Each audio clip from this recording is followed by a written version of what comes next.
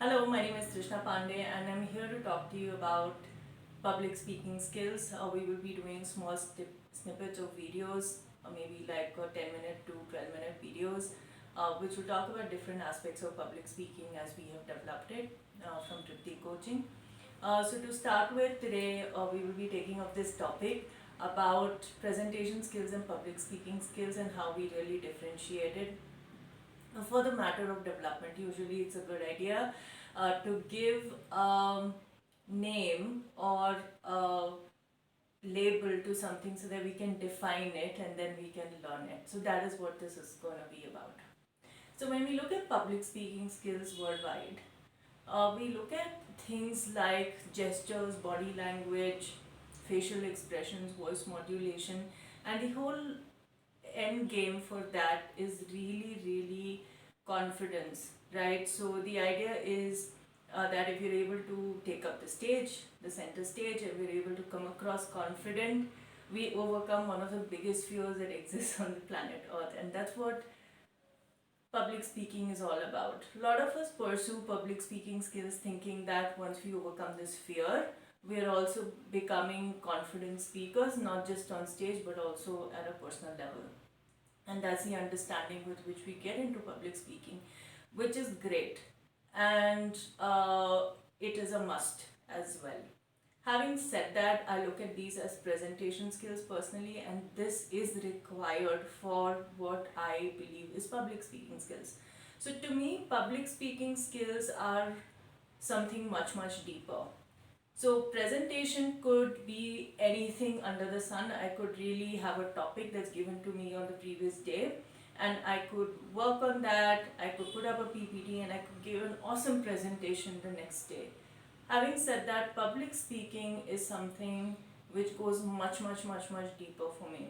So, public speaking is where we use our voice, which means that we share our deepest truth that we have lived.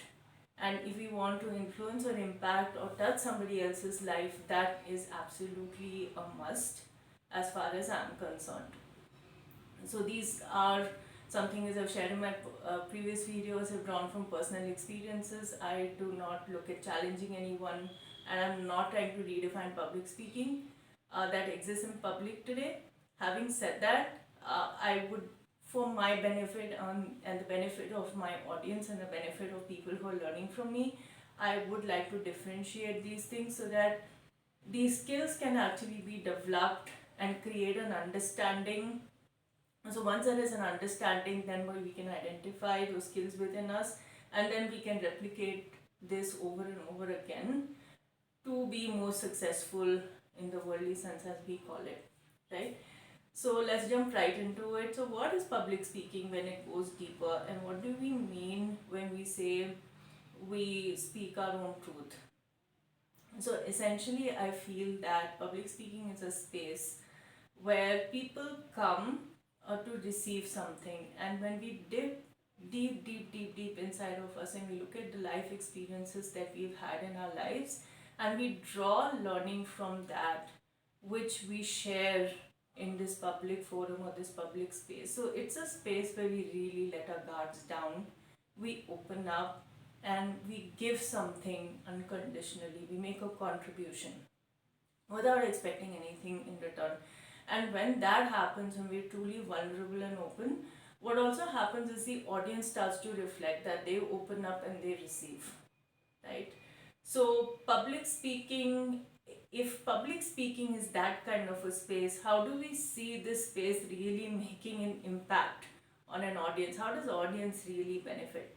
Now, the interesting thing is when it comes to an audience, when people are coming to a particular talk, they're not just coming like that. They have received a topic somewhere, and maybe they're thinking about that already somewhere, and the audience is going through their own life experiences. So I do believe that the audience and people who come for a talk are intelligent people. They have their own unique perspectives and life experiences, and when they listen to a talk, they are taking in that experience of that talk, they are taking in the content, they're taking in the knowledge, and really being discerning about what they want to do about that knowledge. So what can happen in terms of impact or influence is that the person may be already in that journey of their life, and they are, at a tipping point somewhere, and they land up in a talk or in a space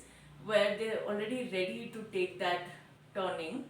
And then there is the speaker who comes along and they have like that exact same thing to contribute, so they have a piece that they actually offer their audience, and then boom, the pivot actually happens in an audience's life. And we've seen that in big situations where countries have been at a crossroad, there has been a social situation, or such things. I mean, there's a speaker talking about all these things, the audience actually resonates and they respond back. Sometimes in terms of a short term response, which is then and there, where they find themselves being very influenced by the speaker, they agree with them. Sometimes they take that and they actually find it useful, and they say, okay, maybe I can implement this in my life, and they actually come up with action points that they could implement. Or they actually change and they start taking actions that were addressed in that particular talk. Having said that, the funny or the ironic part is that none of this is in the speaker's hands. What is there in a speaker's hand is being able to understand or know their audience really well, knowing one's own strengths, weaknesses, capabilities, life experiences, and the ability to contribute, and really finding that sweet spot where the speaker is able to offer what the audience's needs at that particular moment.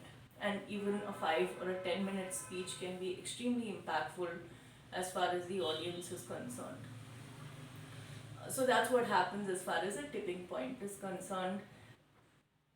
Having said that, what can really happen when a person is giving a speech? So what does it mean to get a feedback from the audience, whether it's a short term or a long term? It's really a reflection back to me or you as a speaker to know the usefulness or the meaningfulness of the contribution that we have made in the public, right? And we take that back and then we grow from it when we get back into that space all over again. So it's a space that goes much beyond confidence. It's really being comfortable within one own skin, and to be able to speak up and share a perspective or a viewpoint in life that shows the audience a completely different picture. And if we open up and we are able to take that journey, so will the audience. And what they make out of it is really up to them. What a speaker can really do is, calibrate themselves to offer this over and over again. And be very mindful that they do really, as a life lived, have something to contribute.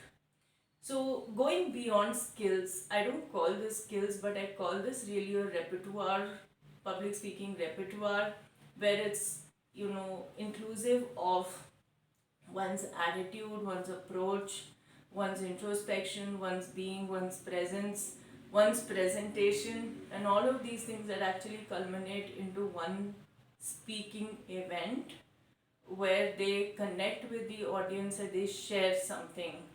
We share something with them. So, this is a bit of my thought for today. I hope you found value, and I'm looking at doing these contributions on YouTube channel. Uh, Please let me know if you find it useful. Thank you very much, and have a good day or a good night wherever you are and whichever time you're watching this.